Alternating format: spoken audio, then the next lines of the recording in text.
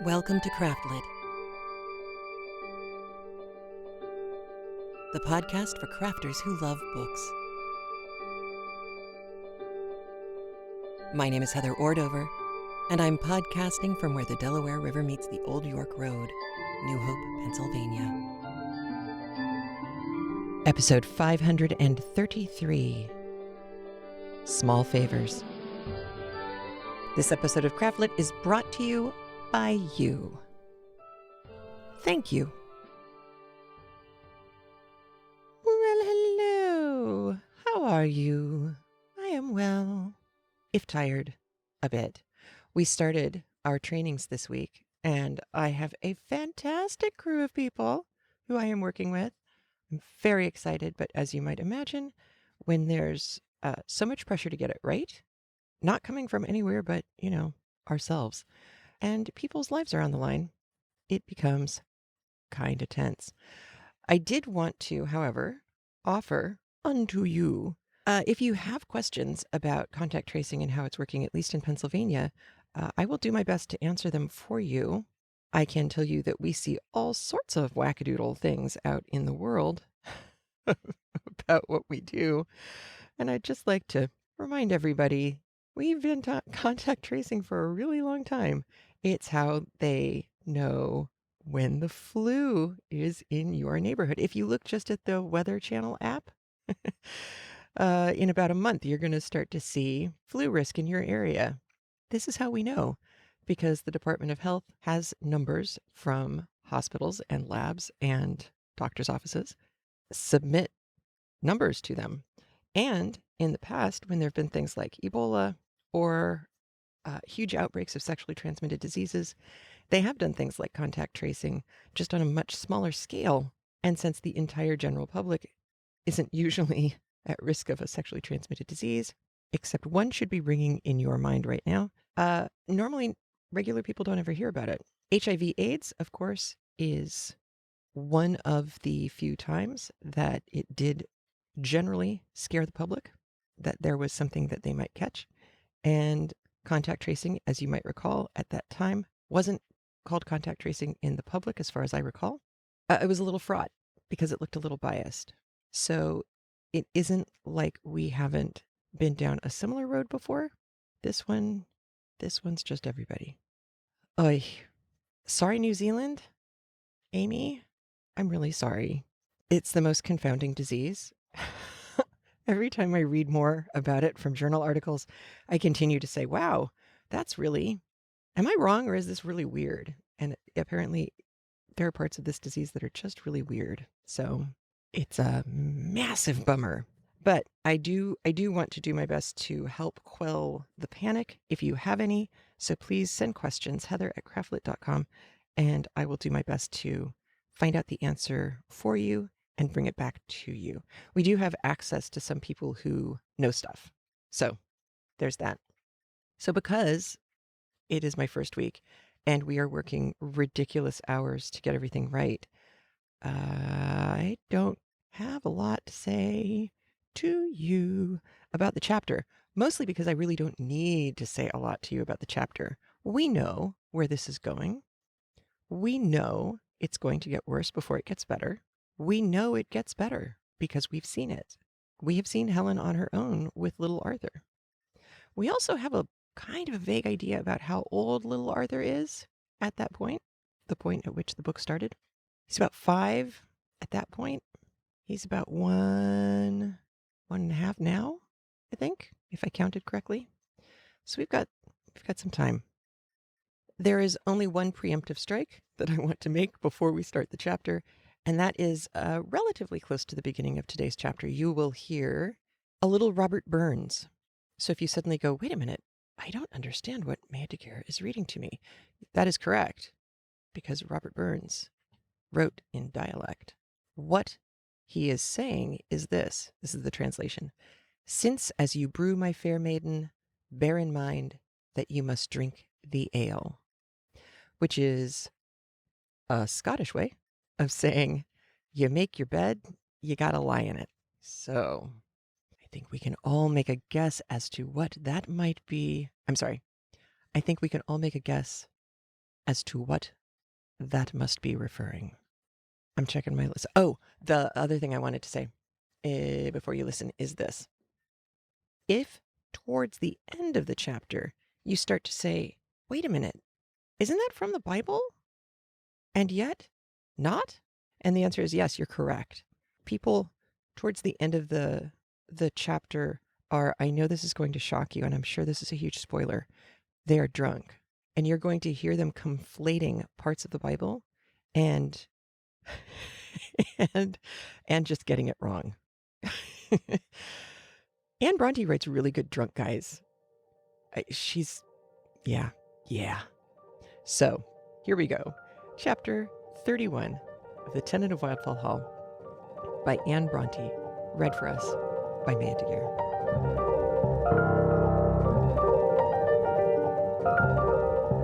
Chapter 31 Social Virtues. March 20th, 1824. The dreaded time is come, and Arthur is gone, as I expected.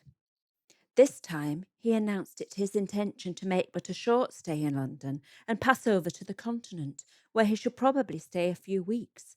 But I shall not expect him until after the lapse of many weeks. I now know that with him days signify weeks and weeks months.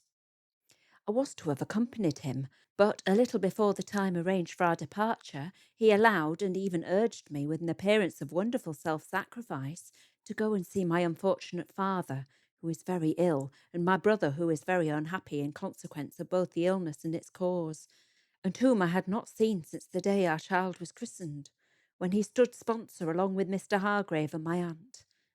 Not willing to impose upon my husband's good nature in thus allowing me to leave him, I made but a very short stay, but when I returned to Grassdale, he was gone. He left a note to explain his so hasty departure, pretending that some sudden emergency had demanded his immediate presence in London, and rendered it impossible to await my return, adding that I had better not trouble myself to follow him, as he intended to make such a short stay that it would hardly be worth while. And as, of course, he could travel alone at less than half the expense than if I accompanied him, it would perhaps be better to defer the excursion to another year, when he should have got our affairs into rather more settled state, as he was now endeavouring to do. Was it really so? Or was the whole contrivance to ensure his going forth upon his pleasure-seeking excursion without my presence to restrain him? It's painful to doubt the sincerity of those we love, but after so many proofs of falsity and utter disregard to principle, how can I believe so improbable a story? I have this one source of consolation left. He had told me sometimes previously that if ever he went to London or Paris again, he should observe more moderation in his indulgences than before, lest he should destroy his capacity for enjoyment altogether. He had no ambition to live to a prodigious old age, but he should like at least to have his share of life, and above all to relish its pleasures to the last, to which end he found it necessary to economise, for already he feared he was not so handsome a fellow as he had been, and young as he was, he had lately detected some grey hairs among his beloved chestnut locks. He suspected he was getting a trifle fatter too than was quite desirable, but that it was with good living and idleness, and for the rest he trusted that he was as strong and hearty as ever, only there was no saying what another such season of unlimited madness and devilment as the last might not do towards bringing him down. Yes, he said this to me, with unblushing effrontery, and the same blithe roguish twinkle of the eyes I once so loved to see, and that low joyous laugh that used to warm my heart to hear. Well, such considerations will doubtless have more weight with him than any I could urge. We shall see what they can do towards his preservation, since no better hope remains. July 30th. He returned about 3 weeks ago, rather better in health certainly than before, but still worse in temper. And yet, perhaps I am wrong. It is I that am less patient and forbearing. I am tired out with his injustice, his selfishness, and hopeless depravity. I wish a milder word would do. I am no angel, and my corruption rises against it. My poor father died last week. Arthur was vexed to hear of it, because he saw that I was shocked and grieved, and he feared the circumstance would mar his comfort. When I spoke of ordering my mourning, he exclaimed, "Oh, I hate black! But however, I suppose you must wear it a while, for form's sake. But I hope, Helen, you won't think it your bounden duty to compose your face and manners into conformity with your funeral garb. Why should you sigh and groan, and I be made uncomfortable because an old gentleman in Yorkshire, a perfect stranger to us both, has thought it proper to drink himself to death? There now, I declare you're crying. Well, it must be an affectation." He would not hear of my attending the funeral, or going for a day or two to cheer poor Frederick's solitude. It was quite unnecessary, he said, and I was unreasonable to wish it. What was my father to me? I had never seen him but once since I was a baby, and I well knew he never cared a stiver about me, and my brother too was a little better than a stranger. "Besides, dear Helen," he said, embracing me with flattering fondness, "I cannot spare you for a single day." "Then how have you managed without me these many days?" said I. "Oh, then I was knocking about the world. Now I'm at home, and home without you, my household deity, would be intolerable." "Yes, as long as I am necessary to your comfort.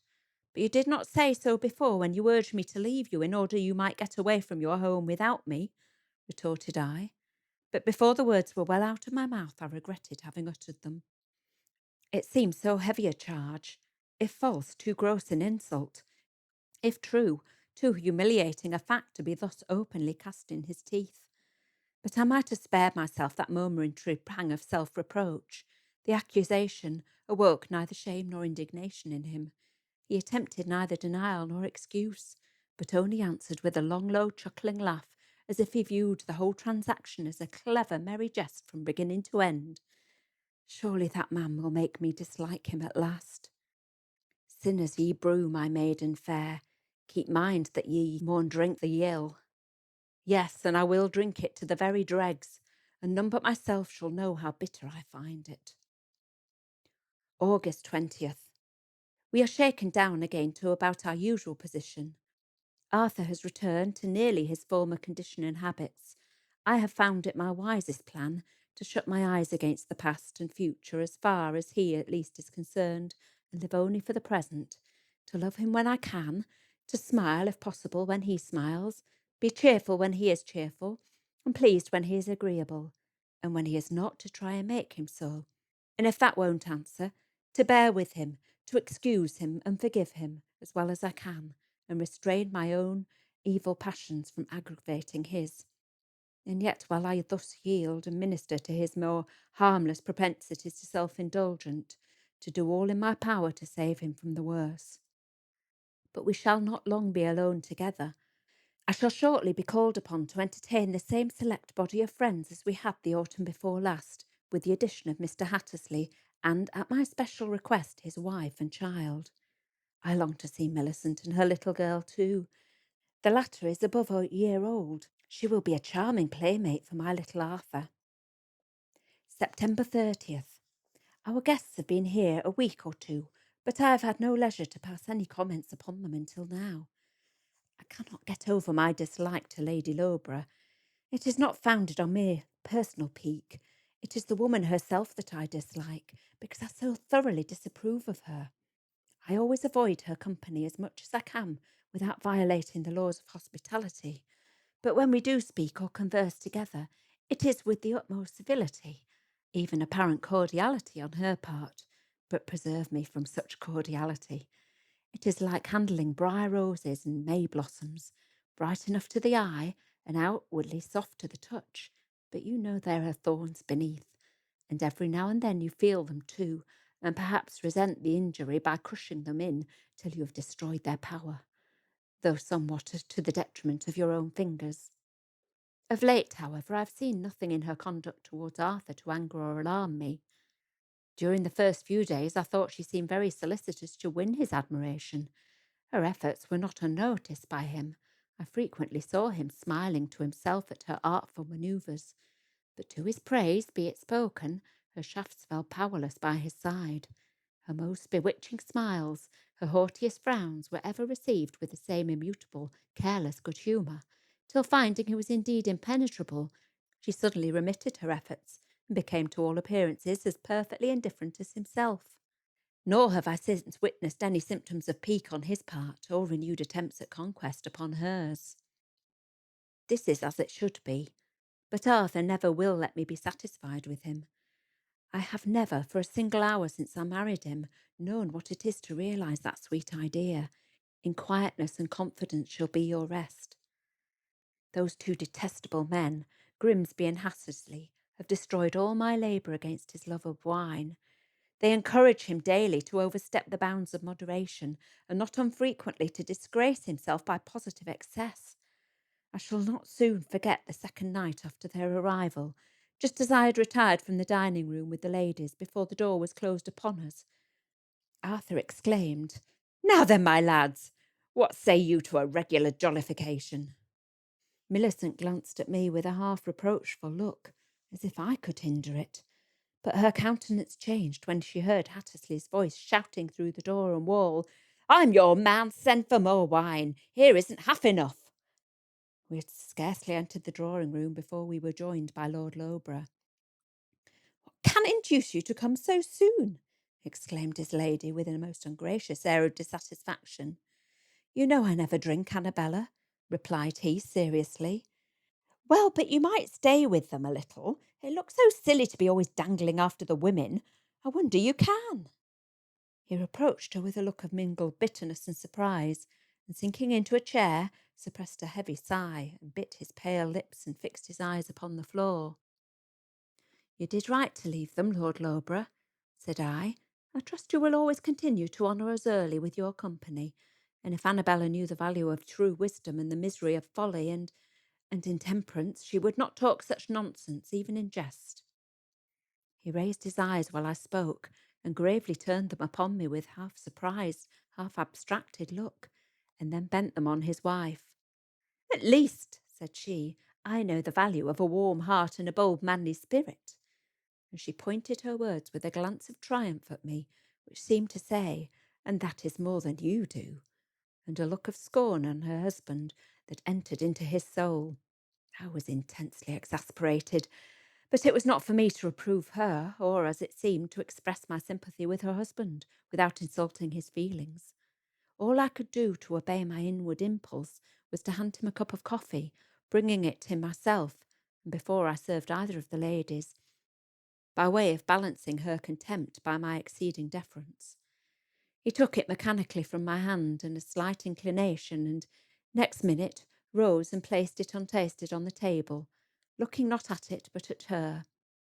"Well, Annabella," said he, in a deep and hollow tone, "since my presence is disagreeable to you, I will relieve you of it." "Are you going back to them, then?" she said carelessly. "No," exclaimed he, with a harsh and startling emphasis. "I will not go back to them, and I will never stay with them one moment longer than I think right, for you or any other tempter. But you needn't mind that. I shall never trouble you again by intruding my company upon you so unseasonably." He left the room. I heard the hall door open and shut, and immediately after, on putting aside the curtain, I saw him pacing down the park, in the comfortless gloom of the damp, cloudy twilight. Such scenes as this are always disagreeable to witness. Our little party was completely silenced for a moment. Millicent played with her teaspoon and looked confounded and uncomfortable. If Annabella felt any shame or uneasiness, she attempted to hide it by a short, reckless laugh, and calmly betook herself to her coffee. "It would serve you right, Annabella," I said at length, "if Lord Loughborough were to return to his old habits, which had so nearly effected his ruin, and which cost him such an effort to break. You would see, then, cause to repent such conduct as this." "Not at all, my dear. I should not mind if his lordship was to see fit to intoxicate himself every day. I should only the sooner be rid of him." "Oh, Annabella!" cried Millicent, "how can you say such wicked things? It would indeed be just punishment, as far as you are concerned, if Providence should take you at your word and make you feel what others feel, that—" She paused as a sudden burst of loud talking and laughter reached us from the dining room, in which the voice of Hattersley was preeminently conspicuous, even to my unpractised ear. "What do you feel at this moment, I suppose?" said Lady Loughborough with a malicious smile, fixing her eyes on her cousin's distressed countenance. The latter offered no reply, but averted her face and brushed away a tear. At that moment the door opened and admitted Mr. Hargrave, just a little flushed, his dark eyes sparkling with unwonted vivacity. "Oh, I'm glad you're come, Walter," cried his sister, "but I wish you could have got Ralph to come too." "Utterly impossible, dear Millicent," he replied gaily. "I had much ado to get myself away. Ralph attempted to keep me by violence. Huntington threatened me with the eternal loss of his friendship, and Grimsby, worse than all, endeavoured to make me ashamed of my virtue by such a galling sarcasm and innuendos as he knew would wound me the most. So you see, ladies, you ought to make me welcome, for when I have braved and suffered so much for the favour of your sweet society." He smilingly turned to me and bowed as he finished the sentence. "Isn't he handsome now, Helen?" whispered Millicent, her sisterly pride overcoming for the moment all other considerations. "He would be," I returned, "if that brilliance of eye, lip, and cheek were natural to him. But look again a few hours hence." Here the gentleman took a seat near me at the table and petitioned for a cup of coffee. "I consider this an apt illustration of heaven taken by storm," said he as I handed one to him. "I'm in paradise now, and I've fought my way through flood and fire to win it. Ralph Hattersley's last resource was to set his back against the door, and I swear I should find no passage but through his body, a pretty substantial one too. Happily, however, that was not the only door, and I effected my escape by the side entrance through the butler's pantry, to the infinite amazement of Benson, who was cleaning the plate." Mr. Hargrave laughed, and so did his cousin, but his sister and I remained silent and grave. "Pardon my levity, Mrs. Huntington," murmured he more seriously, as he raised his eyes to my face. "You are not used to these things. You suffer them to affect your delicate mind too sensibly. But I thought of you in the midst of those lawless roisterers, and I endeavoured to persuade Mr. Huntington to think of you too, but to no purpose. I fear he is fully determined to enjoy himself this night, and it will be no use keeping the coffee waiting for him or his companions. It will be much if they join us at tea. Meantime, I earnestly wish I could banish the thoughts of them from your mind, and my own too, for I hate to think of them. Yes, even my dear friend Huntington, when I consider the power he possesses over the happiness of one so immeasurably superior to himself, and the use he makes of it, I positively detest the man." "You had better not say so to me, then," said I, "for bad as he is part of myself, and you cannot abuse him without offending me." "Pardon me, then, for I would sooner die than offend you. But let us say no more of him for the present, if you please." He then entirely changed the subject of discourse, and exerting all his powers to entertain our little circle, conversed on different topics with more than his usual brilliance of fluency, addressing himself sometimes exclusively to me, sometimes to the whole trio of ladies. Annabella cheerfully bore her part in the conversation, but I was sick at heart, especially when loud bursts of laughter and incoherent songs pealing through the triple doors of hall and anteroom startled my ear and pierced my aching temples, and Millicent partly shared my feelings, so that to us the evening appeared a very long one, in spite of Hargreaves' apparently good-natured exertions to give it a contrary effect. At last they came, but not till after 10, when tea, which had been delayed for more than half an hour, was nearly over. Much as I had longed for their coming, my heart failed me at the riotous uproar of their approach, and Millicent turned pale and almost started from her seat as Mr. Hattersley burst into the room with a clamorous volley of oaths in his mouth, which Hargrave endeavoured to check by entreating him to remember the ladies. "Ah, you do well to remind me of the ladies, you dastardly deserter," cried he, shaking his formidable fist at his brother-in-law. "If it were not for them, you well know I'd demolish you in the twinkling of an eye, and give your body to the fowls of heaven and the lilies of the field." Then, planting a chair by Lady Lobra's side, he stationed himself in it, and began to talk to her, with a mixture of absurdity and rascally impudence that seemed rather to amuse than to offend her, though she affected to resent his insolence, to keep him at bay with sallies of smart and spirited repartee. Meanwhile, Mr. Grimsby seated himself by me, in the chair vacated by Hargrave as they entered, and gravely stated that he would thank me for a cup of tea, and Arthur placed himself beside poor Millicent, confidentially pushing his head into her face and drawing in closer to her as she shrunk away from him. He was not so noisy as Hattersley, but his face was exceedingly flushed. He laughed incessantly, and while I blushed for all I saw and heard of him, I was glad that he chose to talk to his companion in so low a tone that no one could hear what he said but herself. It must have been intolerable nonsense at best, for she looked excessively annoyed, and at first went red in the face, and then indignantly pushed back her chair, and finally took refuge beside me on the sofa. Arthur's sole intention seemed to have been to produce some such disagreeable effects. He laughed immoderately on finding he had driven her away. Drawing in his chair to the table, he leaned his folded arms upon it and delivered himself up to a paroxysm of weak, low, foolish laughter. When he was tired of this exercise, he lifted his head and called aloud to Hattersley, and there ensued a clamorous contest between them about I know not what. "What fools they are," drawled Mr. Grimsby, who'd been talking away at my elbow with sententious gravity all the time, but had been too much absorbed in contemplating the deplorable state of the other two, especially Arthur, to attend to him. "Did you ever hear such nonsense as they talk, Mrs. Huntingdon?" he continued. "I'm quite ashamed of them for my part. They can't take so much of a bottle between them without it getting to their heads." "You are pouring the cream into your saucer, Mr. Grimsby." "Ah, yes, I see, but we're almost in darkness here. Hargrave, snuff those candles, will you?" "They are wax, they don't require snuffing," said I. "The light of the body is the eye," observed Hargrave with a sarcastic smile. "If thine eye be single, thine whole body shall be full of light." Grimsby repulsed him with a solemn wave of the hand, and then turning to me, continued with the same drawling tones and strange uncertainty of utterances and heavy gravity of aspect as before. "But as I was saying, Mrs. Huntington, they have no head at all. They can't take half a bottle of wine without being affected in some way. Whereas well, I've taken 3 times as much as they have tonight, and you see I'm perfectly steady.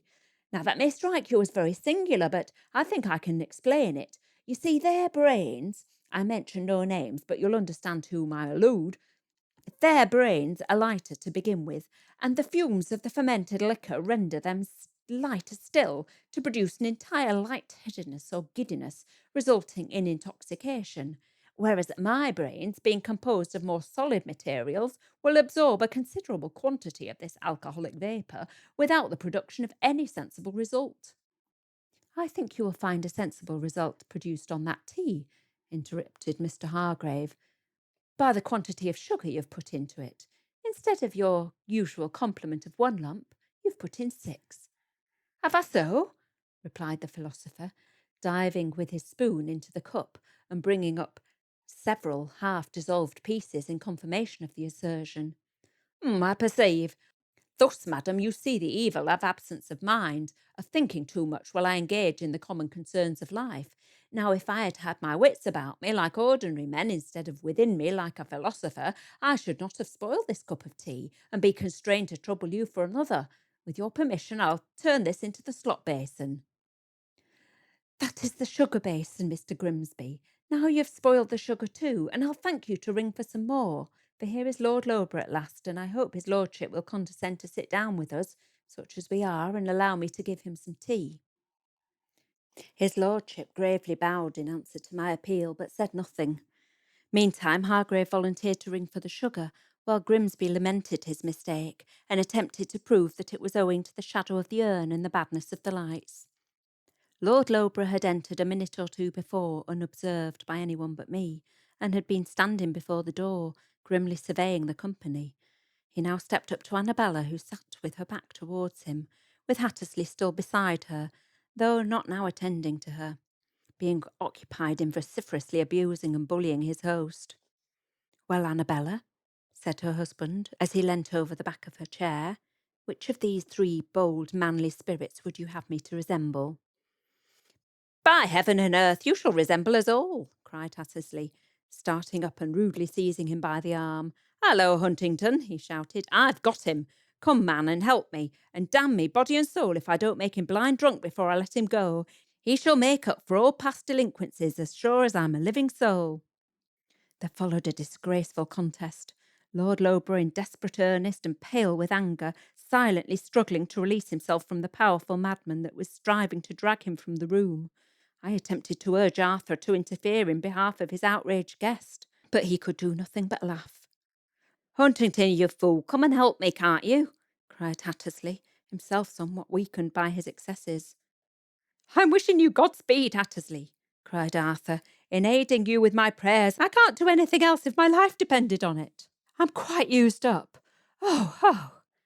And leaning back in his seat, he clapped his hands on his sides and groaned aloud. "Annabella, give me a candle," said Lowborough, whose antagonist had now got him round the waist and was endeavouring to root him from the doorpost, to which he madly clung with all the energy of desperation. "I shall take no part in your rude sports," replied the lady, coldly drawing back. "I wonder you can expect it." But I snatched up a candle and brought it to him.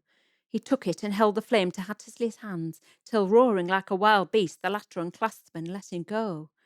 He vanished, I suppose, to his own apartment, for nothing more was seen of him till the morning. Swearing and cursing like a maniac, Hattersley threw himself on the ottoman beside the window. The door now being free, Millicent attempted to make her escape from the scene of her husband's disgrace, but he called her back and insisted upon her coming to him. "What do you want, Ralph?" murmured she, reluctantly approaching him. "I want to know what's the matter with you," said he, pulling her on to his knee like a child. "What are you crying for, Millicent? Tell me." "I'm not crying." "You are," persisted he, rudely pulling her hands from her face. "How dare you tell such a lie?" "I'm not crying now," pleaded she. "But you have been, just this minute, too. I will know what for. Come on now, you shall tell me." "Do let me alone, Ralph. Remember, we're not at home." "No matter, you shall answer my question," exclaimed her tormentor, and he attempted to extort the confession by shaking her and remorselessly crushing her slight arms in the grip of her powerful fingers. "Don't let him treat your sister in that way," said I to Mr. Hargrave. "Come now, Hattersley, I can't allow that," said the gentleman, stepping up to the ill-assorted couple. "You let my sister alone, if you please." And he made an effort to unclasp the ruffian's fingers from her arm, but was suddenly driven backward and nearly laid upon the floor by a violent blow in the chest, accompanied with the admonition, "Take that for your insolence, and learn not to interfere between me and mine again." "If you were not so beastly drunk, I'd have satisfaction for that," gasped Hargrave, white and breathless, as much from passion as from the immediate effects of the blow. "Go to the devil," responded his brother-in-law. "Now, Millicent, tell me what you are crying for." "I'll tell you some other time," murmured she, "when we are alone."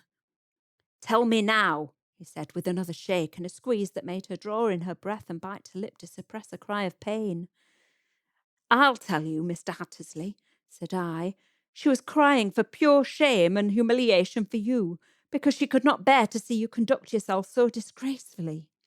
"Confound you, madam," muttered he, with a stare of stupid amazement at my impudence. "It was not that, was it, Millicent?" She was silent. "Come, speak up, child." "I can't tell now," sobbed she. "But you can say yes or no as well as I can't tell. Come." "Yes," she whispered, hanging her head and blushing at the awful acknowledgment. "Curse you from an impertinent hussy, then," cried he, throwing her from him with such violence that she fell on her side. But she was up again before either I or her brother could come to her assistance, and made the best of her way out of the room, and, I suppose, upstairs, without loss of time. The next object of assault was Arthur, who sat opposite and had no doubt richly enjoyed the whole scene. "Now, Huntington," exclaimed his irascible friend, "I will not have you sitting there and laughing like an idiot." "Oh, Hattersley," cried he, wiping his swimming eyes, "you'll be the death of me." "Yes, I will, but not as you suppose. I'll have the heart out of your body, man, if you irritate me with any more of that imbecile laughter. What, are you at it yet? There, see if that'll settle you," cried Hattersley, snatching up a footstool and hurling it at the head of his host. But he missed his aim, and the latter still sat collapsed and quaking with feeble laughter, with the tears running down his face, a deplorable spectacle indeed. Hattersley tried cursing and swearing, but it would not do. Then he took a number of books from the table beside him and threw them, one by one, at the object of his wrath. But Arthur only laughed the more, and finally Hattersley rushed upon him in a frenzy, and seizing him by the shoulders, gave him a violent shaking, under which he laughed and shrieked alarmingly. But I saw no more. I thought I had witnessed enough of my husband's degradation, and leaving Annabella and the rest to follow when they pleased, I withdrew, but not to bed. Dismissing Rachel to her rest, I walked up and down my room in an agony of misery for what had been done, and suspense, not knowing what might further happen, or how or when that unhappy creature would come up to bed. At last he came, slowly and stumbling, ascending the stairs, supported by Grimsby and Hattersley, who neither of them walked quite steadily themselves, but were both laughing and joking at him and making noise enough for all of the servants to hear. He himself was no longer laughing now, but sick and stupid. I will write no more about that. Such disgraceful scenes, or nearly such, have been repeated more than once. I don't say much to Arthur about it, for if I did, it would do more harm than good. But I let him know that I intensely dislike such exhibitions, and each time he has promised that they should never again be repeated. But I fear he is losing the little self-command and self-respect he once possessed. Formerly he would have been ashamed to act thus, at least before any other witnesses than his boon companions, or such as they. His friend Hargrave, with a prudence and self-government that I envy for him, never disgraces himself by taking more than sufficient to render himself a little elevated, and is always the first to leave the table, after Lord Loughborough, who, wiser still, perseveres in vacating the dining-room immediately after us, but never once, since Annabella offended him so deeply, has he entered the drawing-room before the rest, always spending the interim in the library, which I take care to have lighted for his accommodation, or, on fine moonlight nights, in roaming about the grounds. But I think she regrets her misconduct, for she has never repeated it since, and of late she has comported herself with wonderful propriety towards him, treating him with more uniform kindness and consideration than I ever have observed her to do before. I date the time of this improvement from the period when she ceased to hope and strive for Arthur's admiration.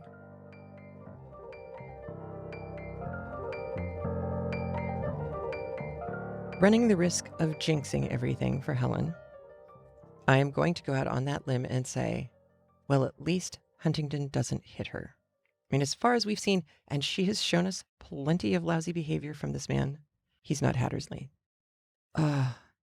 Millicent. It was horrible. I think that might be the best awfully written, awfully because it feels horrible, but best because it is really well written, moment of how bad behavior for the people who care is both so embarrassing and so humiliating. And even when it is clearly not your fault, not Millicent's fault, not anything to do with her, she is taking on that burden for Hattersley. And it's, I don't know if it takes years of abuse or time in the middle of it, but it takes a long time to get past that. And she has clearly not had that much time. God help her. Poor Millicent. Helen seems to have made some sort of peace with her situation. She has certainly given up trying to mend Huntingdon on certain fronts and has decided to kind of go for the low-hanging fruit of his behavior. What small effects can she have? One of the most impressive things Helen has done, I think, and this could just be me, completely honestly, one of the most impressive things I think she has done is to not scratch Annabella's eyes out. And here we finally have a payoff, because apparently Annabella's fixed her behavior since she finally clued into the fact that, yeah, Arthur's actually married to Helen and apparently isn't going to give any of his affection, I guess is one way to put it, to Annabella, which I find extraordinary and really kind of cool, actually. But if Helen had not been strong enough to not go after Arthur any more than she did about Annabella's behavior, and not to go after Annabella any more than she did about Annabella's behavior, I don't think she would have been that successful. Small favors, I know. That's why the title of the episode. Lord Loughborough seems to be sticking to his guns on this one. I mean, Annabella was a real pill in embarrassing him for enjoying hanging out with the ladies who were at least sober. At the same time, I can certainly, introvert that I may be, I can certainly understand how nice it would be after dinner every once in a while to retire quietly to the library, rest and read. I get that. Still, it's sad. But we have two guys now who are trying to lead by example, Loughborough and Hargrave. Loughborough's not drinking at all. Hargrave, just enough to, and I love how she put it, elevate him. That's the second time, huh?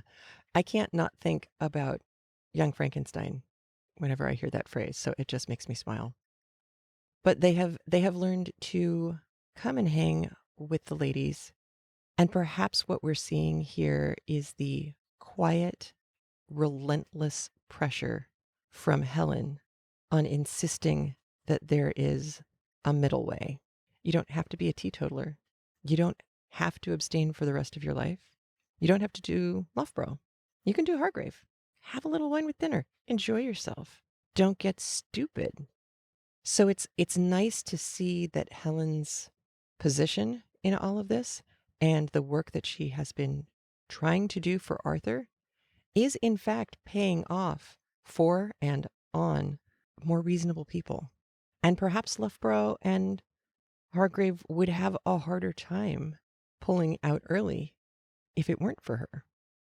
I tend to think that that would be true, because if you didn't have her there, the only influences you would have around them are drunken fools, Grimsby in particular, and Hattersley.